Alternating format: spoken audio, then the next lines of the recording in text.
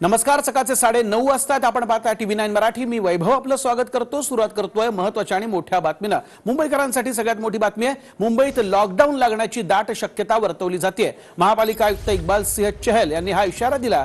दररोज 20,000 रुग्ण सापडले तर मुंबईत लॉकडाऊन लावलं जाऊ शकतं. सध्या मुंबईमध्ये 30,000 कोरोना बेड्स हे तैनात आहेत.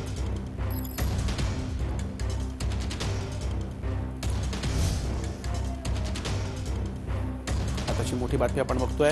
महाराष्ट्रात कोरोनाचा विस्फोट बघायला मिळतोय. 30 डिसेंबरला 2,510 रुग्ण होते.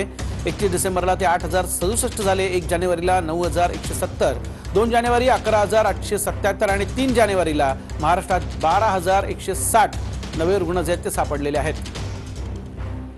महाराष्ट्रात सध्या तरी कोरोनाचा विस्फोट पाहायला मिळतोय.